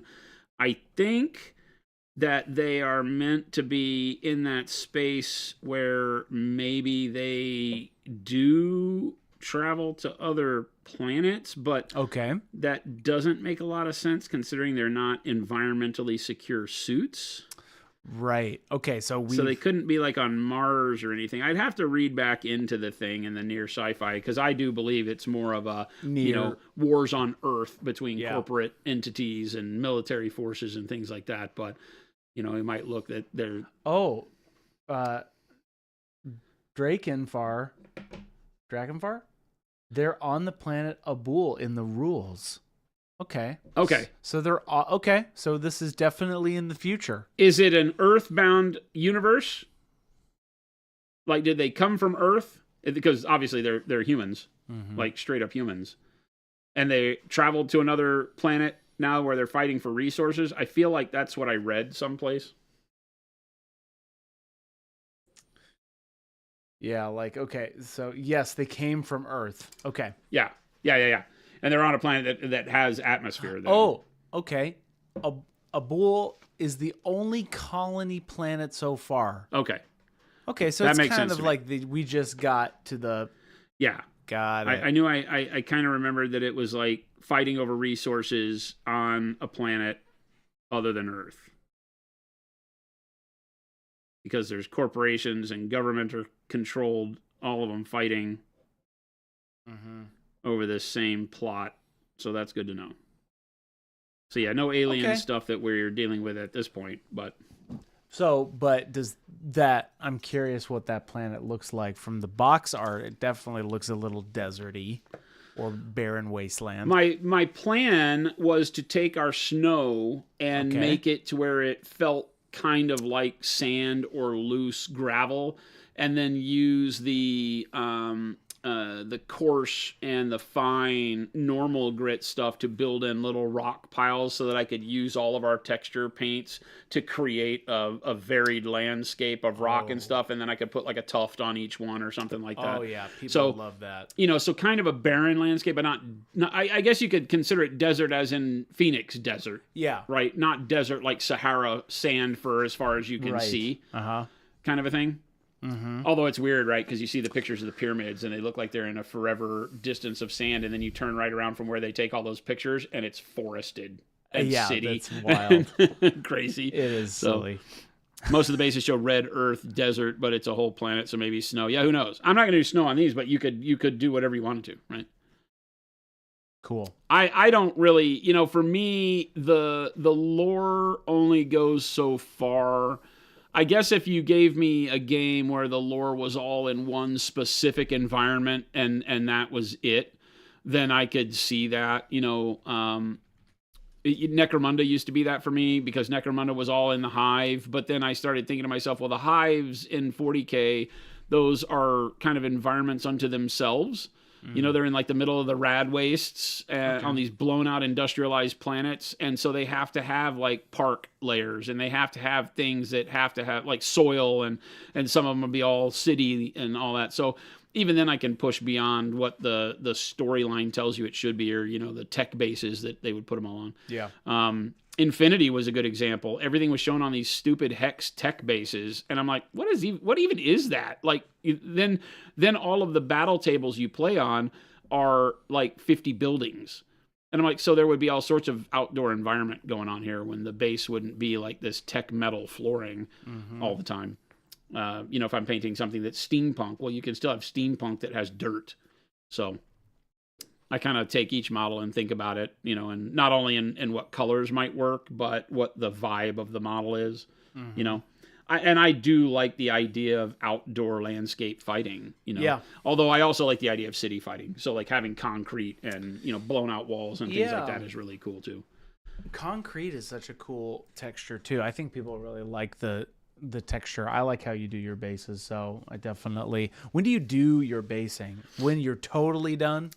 Normally, when I'm done, the only thing that I would not have detailed is the shoes and maybe the lower legs at that point. It depends on the base. If I'm going to bring some of the environment up onto the shoes, like dirt or mud, then I would leave it alone. But I try not to paint the feet completely until I base, only because it can be intrusive. Like if you're putting the basing material, you might have to rub some off of a boot, and I don't want to have it be finished and then have to do that. So. Yeah. My minis, I do what I want. Yeah, I don't care. You know. We go to I get minis, and if I don't think the base size is right for it, I put it on a different base size. I don't care. Like the whole Trench Crusade minis. They're like, this is the base size we recommend. And I'm like, I don't care. This guy doesn't want to be on a 40 millimeter base. He wants to be on a 50 millimeter base because look at him. But they would want this on a 40 millimeter base. And I was like, nope, 50. And I put this guy on a 75, and I think he was only supposed to be on like a 65 or something, like a Dreadnought. But again, you know, it's like a bigger scenic feel for him. And I'm a firm believer that the base size is absolutely meaningless for anything other than how far up the board they start if you are playing a game where they have to start on the back line. Right. Because obviously the front edge of the base would extend further than what was meant to if your deployment zone was edge on the back of the board. Outside of that, and most of the games aren't. Most of the games are your deployment edge is up to 9 inches into the battlefield, and then base size is irrelevant. Yep. It's not like a big base goes any further from the front to the front than a small base. Y'all start 9 inches away. Jason is here openly admitting he's a cheater and modeling for advantage. 100%. I will take that the base size can have a huge impact in games where close combat rules are favoring being able to get would favor you if you could get fewer models in base-to-base contact. So if you put a big model on a small base so that only a limited amount of models could get into melee range, that would be modeling for advantage. The way I do it is I'm always putting stuff on bigger bases than it should, so I have more like diorama feel to the model. I feel like it gives it more space to be on. And so I only hurt myself. So I'm modeling for my opponent's advantage because my larger base would allow you to put more models in combat range of my model. So I quietly sand down all my resin bases 2 millimeters. That's my secret. 2 millimeters. There was a guy once that I think got called out at a tournament because he sanded the base sides of the slanted style base. He sanded them flat. You know how like all of these bases have like a trapezoidal feel, right? So the edge is slanted, right? He sanded them to where they went flat. And I guess it does reduce the overall diameter quite a bit, huh? I guess so, yeah. But if I remember right, and I would have to go look up this story again, it was probably on the internet, I don't think it was in a magazine, is that his argument was like the 25 mil base was more than 25 mil because the 25 mil was at the top and the flare added 2 or 3 millimeter. And he said he was one of those, rules attorneys and said that he was giving advantage to his opponent by having him be able to get an extra base around it because of this extension of the diameter and circumference. So, if I remember right. I applauded him for his mathematical context, but that's a little too silly for me. I don't like playing these games for that kind of a reason, so I was like, that's a little overboard, don't you think? All right, just a little. See. So now you're going to do a wash. I'm going to do a wash, and you know what? I'm going to piss people off and use a wash that they can't use. Aren't I? Aren't I, chat? Oh, man. It's just what I do. I think I know what wash you're gonna do. What do you think? Can I guess? Yeah. Sepia? Nope. Oh. Wah, Pains? wah. Nope. Magenta? There's only one more choice now, Chris. Out of 4 guesses, it took you 4. Okay. It took Chris 4 guesses out of 4, chat, to guess brown gray. Brown gray. Oh, man. Because I don't want to go with a straight black, and brown gray is your choice. If you don't want to go with a pure brown, you don't want to go with pure black, you would normally mix our black and our brown. Now we have a brown gray, which for all intent and purpose is, you know, a black and a brown, but it gives us a good dirty color, right? Yeah. It's an oily black. It's a very, yeah. So it's a good color. It's a grunge feel. Yeah. It's meant to be a good wash for concrete, is the reason this color wash was designed initially. And I'm just going to get a big, ugly brush. I'm going to zoom out here for a second. Big, ugly brush. Okay. We're going to just slather wash. You're just going for it. I'm going to wet the brush real quick. And we're just going to get wash all over it. And Can you center up a little? And what? Can you center up? There it is. Ooh. Look at that. Again, this is going back to like good old days, the roots of painting before there were, you know, YouTube videos and everybody teaching you how to do all the heavy metal, you know, effects things. Heavy metal. Heavy metal. You know, this is just the good old fashioned base coat wash and then go back and highlight. So I'm going to take an opportunity to go back to a simpler time with you, chat. Just go for it. I like it. We're going back to a simpler time, chat.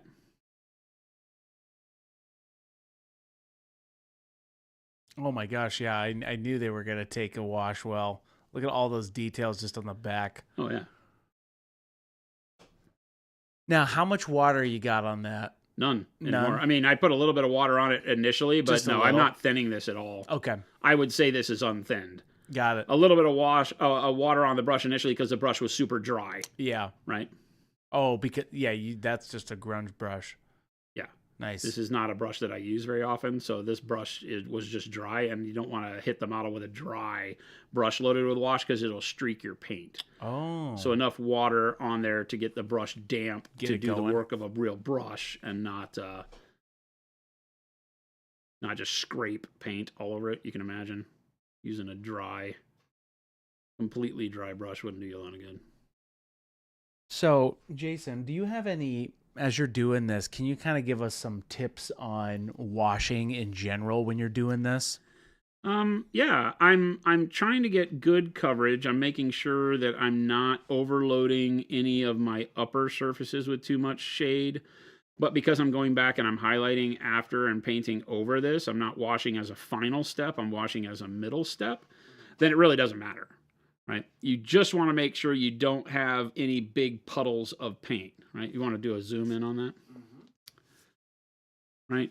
So you can see that I'm just making sure I have a good coverage across the model, right? He's all shiny. Get all the parts and pieces. Make sure there's no big glob of paint anywhere. And we're pretty good. Can keep us about like that, and that's fine. Yeah, yeah.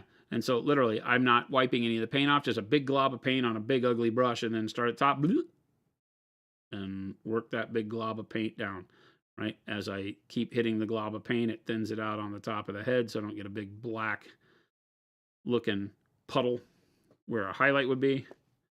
And then just do that repeatedly.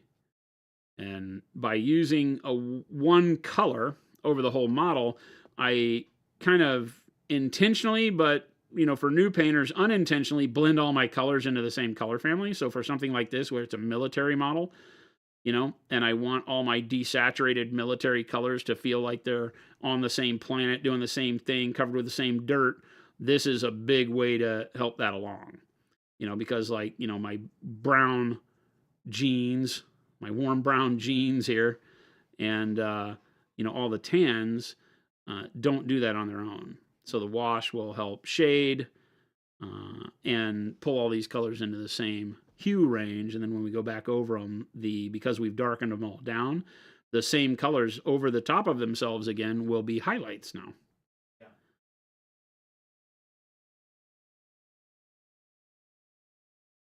Yeah, brown gray is awesome.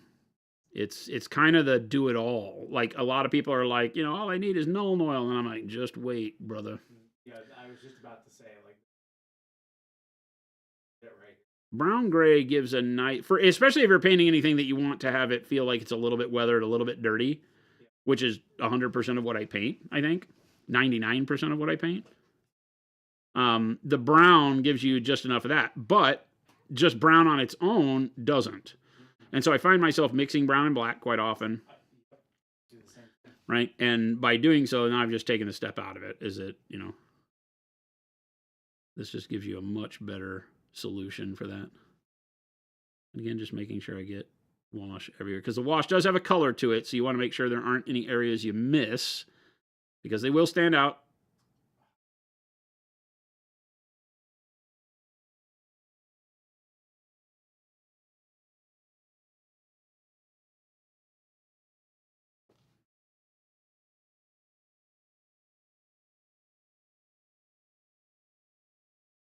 If you're ever working with a wash and you're scared, you've got, more contrast on the model, you don't want to hit the whole model like this, you can always thin the wash down with water.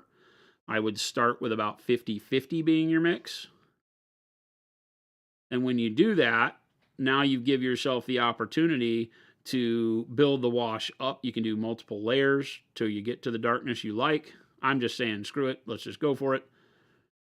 And throwing color at the model. We'll see what we get. We know we can work with it after the fact no matter what.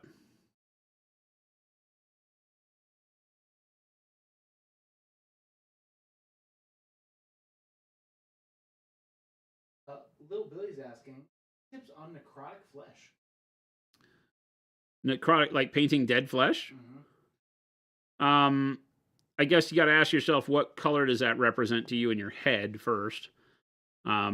Because if you're trying to do like realistic, it's going to be kind of grayish reddish, right? It's going to have a little bit of the pinkish nature of a live flesh, and it's going to be very bruised looking in areas. It's going to have that, the blood pooling into near black in areas where the body would have been lying or whatever when it died. So there's some crazy things you can go into there from a what it would really be like perspective. Or you could go totally alien, and make it more greenish, thinking in terms of like, the way you see some Nurgle models painted and stuff like that.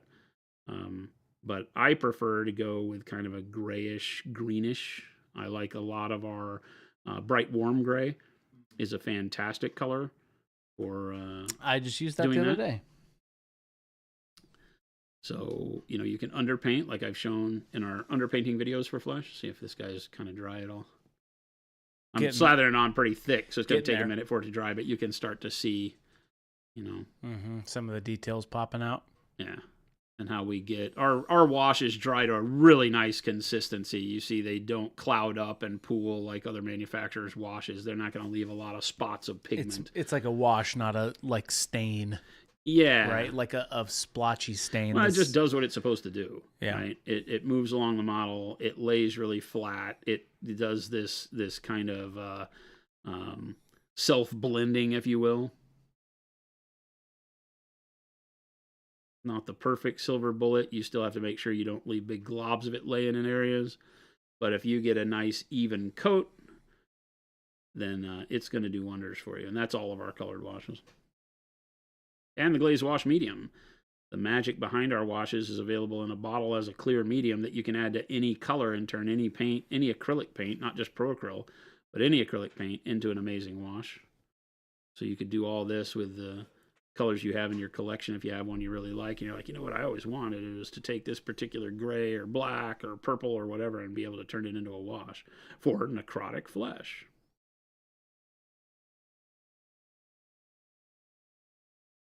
Back on the question of dead flesh, I like a lot of purples in the shadows.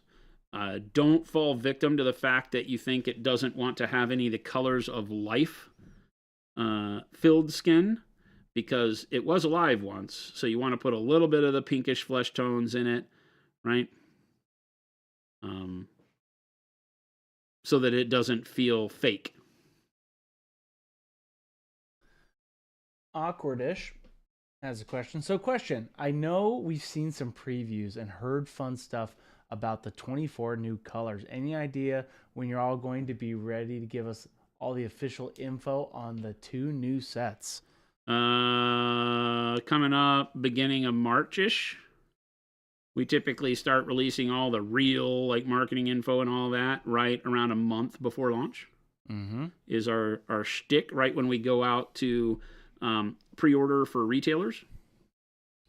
Will happen around that same time. You guys have had a real heads up on it, though. Yeah. So you're already way ahead of the game. Definitely been using some of these new colors. We've got the 4 washes, which are, what are they, Chris? Something You about... named all of them except this one, so. I'm not gonna Payne's Gray. This. Payne's Gray, magenta wash, brown black, Brown gray. brown grays. Brown gray. Payne's Gray. I just said them all, didn't I? And then Magenta. Oh, and then the sepia. And that's the sepia that's wash, the other one. which is I petrol got brown wash. I got that mixed up with. Yeah, it's called this petrol one. brown, but it is like a sepia wash. It's fantastic. Is that It's what's like a yellowish, the? greenish brown. It's awesome. Okay, I'll have to see that one. I haven't seen that one in action yet. We used it on the rope bits. The rope bits? On the this guy. Didn't you did? Maybe we didn't. Where did we use them? We used them somewhere here recently. We used them on... Oh, we used them on all the leather on this guy. Oh, really? Yeah, all of the leather... Well, all of the yellowish leather bits on this guy got done with a sepia wash. What was under that? What color? Brown, just the standard brown workup that I do. Dark umber, light umber, olive flesh. Huh. Kind of thing. Swifter Bear has a question on wash medium. Would you say for the wash medium, it would be 5 drops of medium, 3 drops of water, 1 or 2 drops of color? That would work. I typically start a little bit more aggressive than that. I do the wash medium to the color about 8 to 10 to 1. Right? Really aggressive with that mix so that it is erring on the side of less opacity. Does that make sense? Mm-hmm. So that I can feel comfortable using the color as I'm getting used to it. I just am, in all my years, the one thing I've learned, right, that should be taken away by everybody all the time is that it's always easy to add more paint. It's impossible to take it away. And especially with washes, unless I just know, like this pre-mixed wash here, I just know how it's going to work. So I'm okay just putting it on the model like this, right?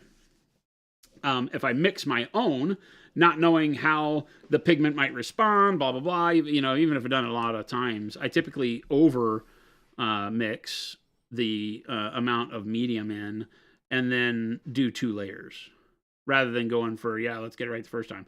Now, depending, like if I were doing an army like this and I was just trying to go fast, then I might say, you know, test it on an area. If it's not dark enough, then go add more pigment to it. You know, go put another drop or 2 of paint in there and call it a day. So that's a possibility too. Just depends. But normally I err on the side of less opacity. So I will add more thinner into it first, or more of the glaze wash medium into the mix, and then work backwards from that. You know, put more of or less of the color into it. Just works better for me because then I can be like, okay, great. Yeah, this got me started. And then I let that dry and then I can go back and put another coat where I need to, because I might not need to recoat the whole model. I might just need to recoat parts of it. Vulcan Forge Hobbies is asking, out of all the current colors available to us, what kind of workup would you use to paint non-metallic copper? I'm also gonna send you this, Vulcan. This We got a great link to a video that Jordan did. That whole VOD right there is the entire workup for a non-metallic copper. It's great. I would say there you go. I do like working up through oranges and reds. So, doing a more orangish base, and then I typically use red transparent at the end to give it that coppery feel. So, using oranges like burnt orange, orange oxide, and then just orange, and then yellow or one of the flesh tones like warm flesh is great for that as your highlight over the top of all those oranges and such. And then at the end, hit it with, once you got it all highlighted, it'll be, orangey orange, and then hit that with a very, very thin coat of transparent red. And the transparent red gives you that copper penny feel. But I mean super thin layer of transparent red. And you may need to do the super thin layer a couple times, just like I was mentioning before, err on the side of less opacity so it has less of an impact on the model, so that you can look at it, take a step back and be like, okay, that wasn't enough, and put more on. Because if you were ever doing like washes like this, if I hit this and it's totally opaque and I've just turned the whole model this color, all of a sudden it's like, well, that's not what I wanted. Any type of overall filter is always better to err to make it have less of an impact at the beginning and then build it up than to let it have too much of an impact and ruin your work.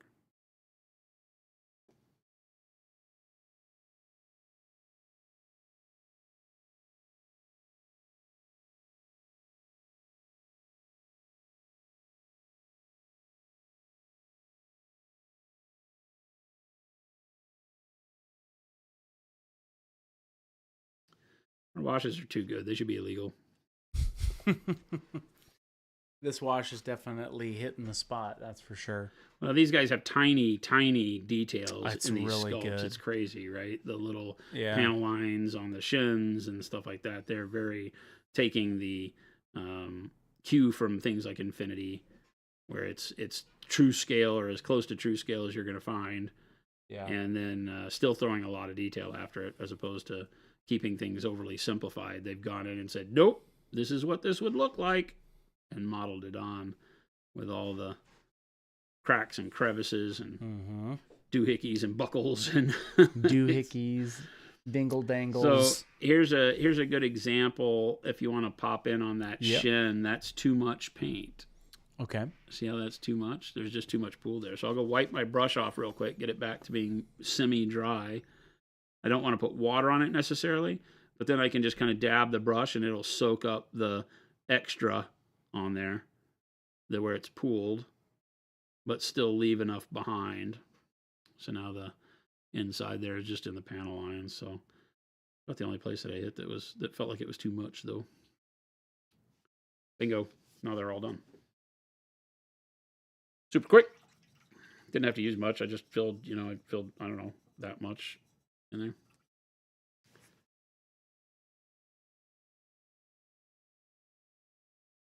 Wash will ruin a brush very, very quickly, by the way. Zazen, do you know what you're going to teach at your painting class?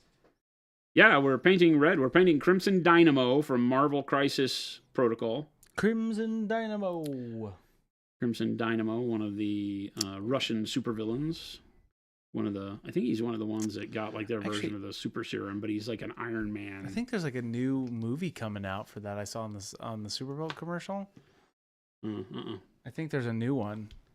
A new Marvel movie? A new whatever Red Dynamo is a part of. What's that? What team is he? Well, it's not Thunderbolts. You've seen the Thunderbolts preview. Maybe that's what I saw. Okay. Yeah. He's not. Oh, okay, different person. The Red Star guy or whoever it is. That's what it is. Okay, is like different the Russian guy. Captain America. Yes, different dude. Okay. Right? Who's the guy from Stranger Things? Yeah. Yeah. Yep. Yeah, he's in there. I think he's the Red Star. I don't remember what his name is. Red Star or something. Yeah, that's got like Ghost and Red Guardian. Red Guardian, Ghost, the doppelganger guy. I don't never remember his name. It's a bunch of has-beens. Bucky. as the Winter Soldier, all that stuff. Soldier. Bunch of has-beens. The fake Captain America guy that I can't stand. Yeah. American flag. Wow. Swifter Bear, you gotta go make good choices. Go make good choices.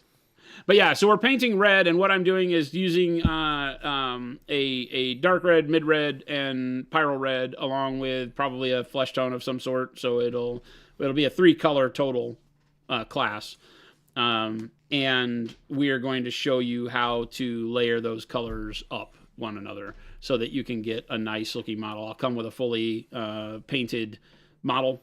And then I will show you how I work that up in a way that allows you to create. He's armored, so we'll layer it up to show you how to get just a good blend of color out of 3 colors by doing my standard base. Mix the base 50-50 with the mid-tone, then mix the mid-tone 50-50 with the highlight, and then highlight. So you'll turn 3 colors into 5. I'll show you brush control on how to layer. He's got a lot of flat armor surfaces and things like that, so it should be a fun class. We'll talk a lot about light. I'll be able to show you how to take that work up and turn it into more of a metallic sheen with the edge highlighting and stuff like that. So it'll be fun. You'll walk out with paints and the model. Nice. I'll be bringing the fully built model. It'll be a fun time. Yeah, we'll be bringing fully built models. It'll probably be primed and base coated just to save us time. So it'll probably be base coated in mahogany. And then you'll have mahogany, perhaps mahogany red oxide, bold pyro red, or something like that. I'll figure out the coloring. I got to paint one up here at the studio first. T. Schmidt, who's in charge of scraping all the mold lines? That'd be Gabe. Yeah, that's Gabe. Gabe doesn't know that yet, so don't tell him, because we want him to feel secure in his future before I steal his soul. Doc Rose says, this is a Robbie. Put the money in the bag so I can buy some bolt action models. Zazin, it will not to my knowledge. I'm teaching and doing it in tandem with the Atomic Mass gang. I don't know if they do recording of the sessions. I don't believe so. But Atomic Mass has a whole group of classrooms at the facility. And so Dallas and a lot of the top painters for Atomic Mass games for the Star Wars and Marvel properties are doing classes there, and they have so graciously asked me to, and threatened me with great bodily harm. So I'm coming out of retirement of doing classes, and I'm doing a 2-hour class on Friday night from like 8:30 to 10:30. So they got me to stay up past my bedtime on a Friday. Oh, 8:30 to 10:30? Yeah, it's late. That's all right. That'll be fun though. It'll be good vibes. That'll be a good vibe. It'll be fun. Don't forget to bring fart buttons to the class. Yes, definitely. We need random fart buttons from everybody. You've had more problems with gaps in MCP models and mold lines personally. I can't, it's been a long time since I built one. I can't remember any problems with them. I built Thanos and his bunch, and I built a whole bunch of them. They were pretty good plastic models. The early ones were a little rough around the edges with small bits that you had to do, but they got really good with it. So their newer models are fantastic. Download a fart machine on your phone. That's awesome. I thought I was out, but they dragged me back in. Yeah, so this is great, right? That gave us a really good dynamic. This is the first guy that we did, right? Mm-hmm.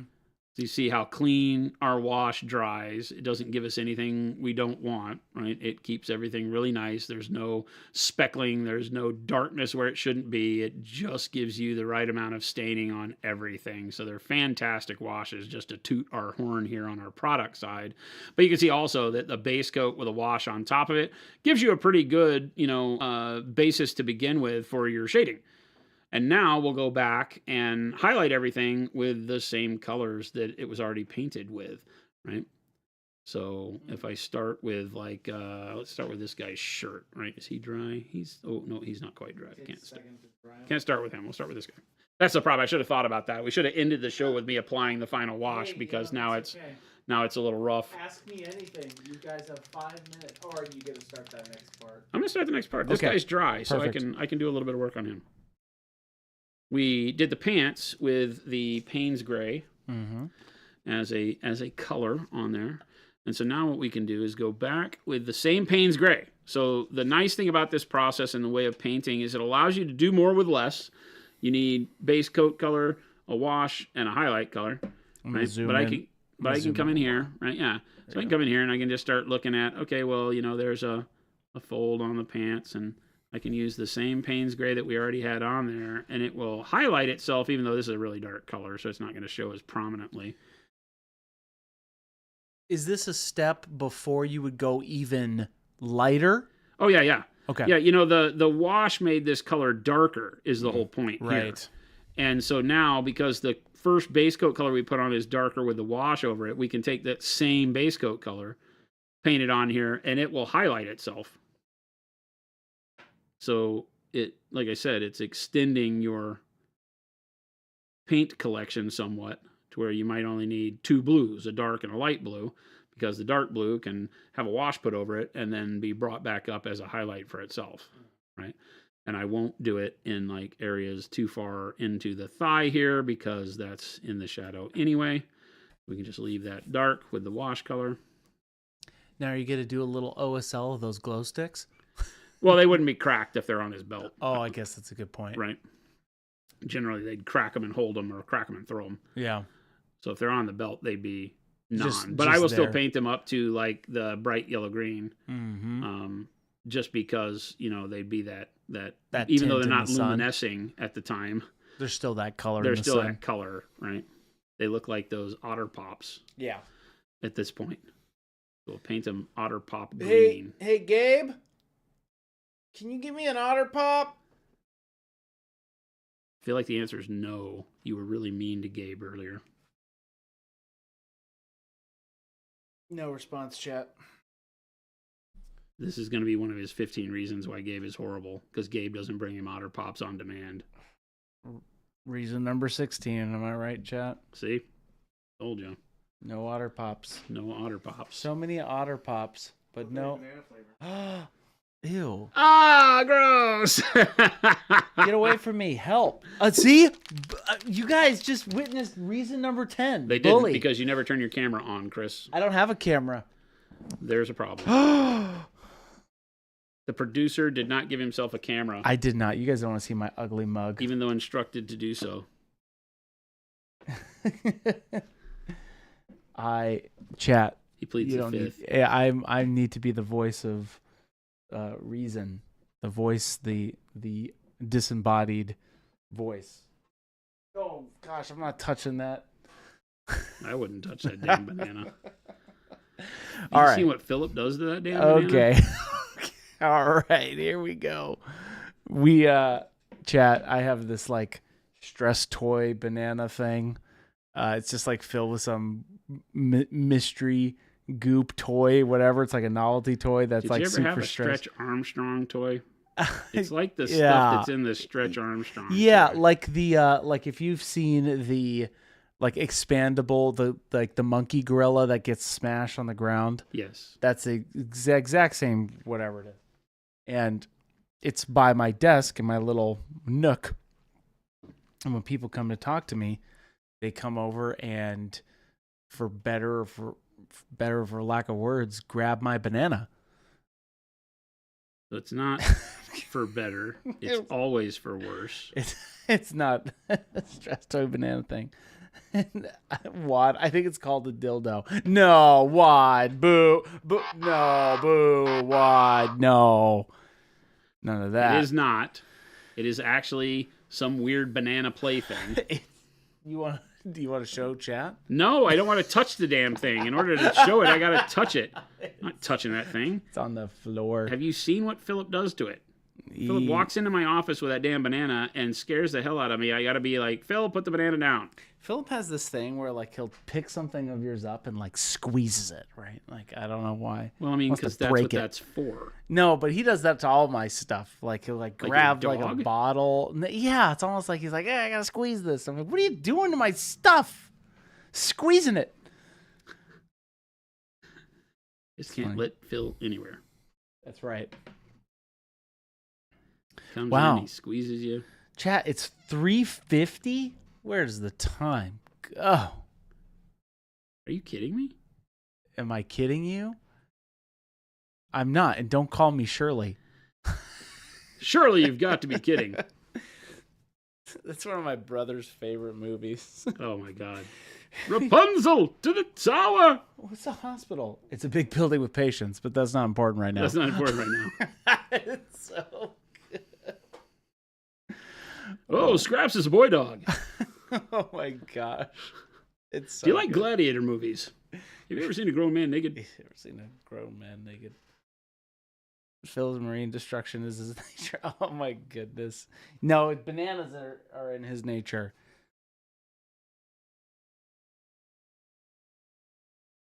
So here, as I'm going through and doing the highlights, I'm really just hitting high areas like you would for normal highlighting, and letting it do its thing. Letting it ride. Let the shade, because obviously you can see, especially on small details like this, if I do too much, now I've taken away the effect of the wash, right? So I'm kind of just painting in between the lines of the dark areas of wash and extending it out into the wash a couple times. Brings these details back in. You could dry brush this. That would be the quicker way. You know how I feel about my dry brushing. Well, yeah, and you know, when we talk about like getting into the hobby and having your first aha epiphany moment of how to make your models look really cool, being able to take something like this and then do a quick dry brush over the top of is nice. These models have too much detail in small areas at different colors that I wouldn't want to hit them with the dry brush. They would just get it would just be so many details it would hit. Yeah. Well, and it would just take me right back to where we started, which that's not the goal here.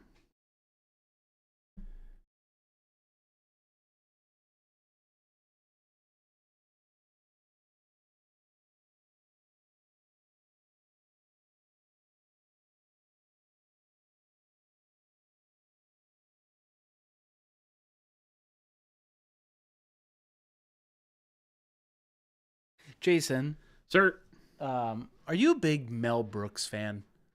not really, believe it or not. I would think you would be. Like Young Frankenstein? Like, so Young you like Frankenstein that. is actually a really good movie. Yeah. I do like that one. Abby Normal. Frau Blucher. Yeah. Frankenstein. Yeah. Okay. Wasn't the hump on the other side? What hump? What hump? Yeah. Okay. So that one I Hit like. or I'm miss. not a slapstick comedy guy, so it's kind of strange. But Yeah. like that and Blazing Saddles, that kind of stuff. I hate Spaceballs. Oh God, no! Every time you talk about it, I'm like, should I tell him You that don't that's like like one of my Spaceballs? least favorite movies of all time? Really? It's horrible. I thought you literally loved that movie. No, it's horrible. Oh my gosh. Ah, I Chad. think it, and this is going to sound weird because I'm not a Star Wars fan anymore. I've grown beyond Star Wars. Well, I'm but at there the with time that Spaceballs came out, I think it offended me as a Star Wars fan. you. Okay, I see, I get it. Does that make sense? Yes. I think that as a Star Wars fan, when it came out, I was still not Okay. ready to point fun at one of the things from my generation that I held as the glory of my nerd flag, right? Wow. Okay. And when it came out, I was All like, this isn't funny at all. right. They're making fun of my beloved Star Wars. Oh no. But it hasn't survived the test of time because even now that I don't give a damn about Star Wars, I still am like, nope, Spaceballs is horrible too. Oh, Chet, my heart. Yeah, I can't even tell you that any of it's funny. Oh, The combing the desert's lame. Jason, come on, it's the best. It's horrible. The big helmet thing is horrible. See, here's the problem: is that I want to quote it so many times, but now I can't, knowing this information. What happened to then? It's just so good. That was. That's a little too slapstick. You want to know what's funny? And that's funny saying because I do love Airplane. Airplane was great. As a kid, that was like one of my first, like, I would in quotes adult movie I watched. Oh yeah, as yeah, a kid. sure. So Spaceballs. it had it Yeah. has like a very special place Sure. in my memory. Just like for the first time, it was like me watching, adults cursing on TV. Yep. And I'm like, oh my gosh, what is this whole new world? Yep. That I can understand. 100%. That and Mystery Men. Have you seen Mystery Men? Mystery Men was the fake superhero thing. Yes, I that hate one- Ben Stiller. Oh, Isn't he in I that? remember you said that. Yes, I do remember you were saying that. Yeah, I have zero love for anything Ben Stiller's ever been in, unless you can. If you might name something that I like in, I will give you $10 because I literally think he's horrible. Mystery Man, Papa Chicken. Yeah, Mystery Man was one of those just silly movies that we just watched as kids. It just was so silly. So you see my coloring with the wash on this side, right? Our washes are so subtle, they give a really good shade. So now the detail has some contrast, but then when we go back with that initial color, look how brightening it up keeps that dark contrast in there. But adds more depth to it, gives us a little bit more light and shadow than just the shade on its own. Yeah. And I'm just painting inside each little area, right? I don't want to paint everything. I just want to leave a little bit of shadow. But the wash does such a good job that it's very easy to make your brush do a lot of heavy lifting here by not having to put on too much paint. Yeah. That looks great. All right, yeah, that wash is really cool. Yeah, because we just get so much more detail on these. Yeah. As I'm looking at them and painting all the base coat colors, look at that. It's like there's just no way I'm going to grab all that detail out and not blow my brains out before I'm done because it's too much. Yeah. Yep. But this is a very, very quick way to have all that detail, whether it's the creases in the boots or whatever, to have it all look really good on the model very quick. And we'll do one more brighter highlight, right? So each of these areas will really just be, if I can keep it to it, 2 colors and a wash. Yeah. Right? Because this is the same base coat color that we painted. We're painting again. And we'll look like we painted 3 or 4 colors because of the shade that the wash gave. And then over the top, we'll do a highlight color on it too. And I got to pick up the highlight color, right? Because I haven't really determined what that was going to be. I think khaki might be a little too yellow, but that would be my first thought.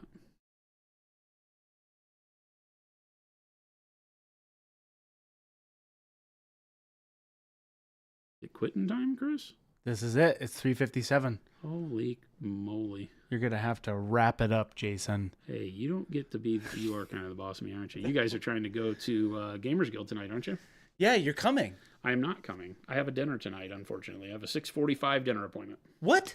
Jen and I have a dinner tonight at 6:45. I just blew his world up, chat. Blew his world up. Tell him he doesn't like Spaceballs. Now he's not coming tonight. Chat, what am I going to do?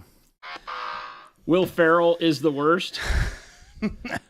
Ben Stiller plays himself in every movie. Oh, Zazen says Ben Stiller. I touched a nerve here. Yeah, I think it is very. I think people are 50-50 on Ben Stiller. I'm not the biggest Ben Stiller fan either, right? Rob Schneider lives in town here. Yeah, I've flown on a couple flights with him out of Phoenix, and he's an interesting character. He's a good conversationalist. Ben Stiller's never shown me anything I've liked. Yeah, he definitely has that one-track movie. It's kind of like Jim Carrey. It's like if you like those movies, you like them. It's Will Ferrell the same way. I wouldn't say that's true of Jim Carrey. Jim Carrey as the Mask was totally different than Ace Ventura. He had a little different bit more than the diversity. one where he's the guy trapped in the. I see what you're saying, though. I forget. The Liar was totally different. Oh yeah. Okay. I mean, yeah, I say I see totally that. different. They're all comedies, right? But I think he has a bigger pretty good range. range. And then if you see the one where he plays the guy from Taxi, that's crazy. Or in the Truman Show. Yeah, the Truman Show. That was the one that I was thinking about, it? where he was on TV and they raised him from a baby to think that was his life, but it was all a reality show. Jim Carrey. Yeah, I do. I actually really love Jim Carrey. He's one of my favorite actors because he's very just out there and just wild. Yeah. But movies he's in for Ben Stiller are really good. So the only movie that I can say that I like that Ben Stiller was in was Dodgeball. And the only thing I hate about Dodgeball is that Ben Stiller. Dodgeball is great. But Dodgeball was funny. Dodgeball was a funny movie. But Ben Stiller's part and character in it was horrible.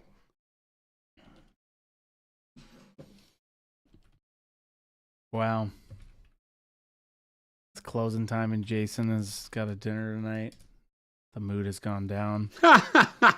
Your Wow. mood has gone down. I'm excited about my dinner. I'm sure you are. If you can dodge a wrench, you can dodge a ball. That guy was hilarious. Well, I guess we're leaving, chat. Guess it's been all right. Oh my God, that's so good. Oh, chat, we're hiring. Right to my heart. Chat, we're hiring. Right to my heart. That was a little morbid than I thought it might have been. Chat, we're hiring. Man on the Moon. There we go. Man Yeah, on the Andy Moon. Kaufman is Man on the Moon. And that one. 5,409 Otter Pop enjoyers in the Discord firing Christmas sushi. Yes. Yes. There we go. Oh, no, chat. Chris brings it on himself. He has no one to blame but himself, chat, so don't feel an ounce bad no matter how thick he lays it on. He's going to do that thing right now where he makes it feel like we're bad people for firing him. It's not that you're bad people. It's just that you're really bad. You Oh. know? Yeah, there he goes, Wow. chat. Like I said, don't feel bad for him at all. As always, thank you so much for hanging out with us, watching us paint some little dudes. And we will be back again tomorrow. We stream Monday through Friday, 2 p.m. to 4 p.m. Mountain Standard Time here from our Phoenix HQ in Arizona. We'd love to see you back here, so please hit the follow and the subscribe buttons if you're on the YouTubes or the Twitches, so you can get alerts for when we go live. Also, join the Discord. As you saw, 5,409 or so nerds just like you guys who love Otter Pops and firing Christmas sushi. Lots of inspiration and friends to be made over on the Discord. We'd love to see you there too. And check out the store. The links for the store and the store locator were up there, so you can find some Monument Hobbies goodies close to home or on our website if you need them. We'd love to have you try our products the next time you're painting little men. And we would love to see you back here. Stick around. Chris is going to find somebody to raid, so show some love in the chat we wind up in. Have a wonderful Wednesday. We'll catch you back here on Thursday. Adios, gang.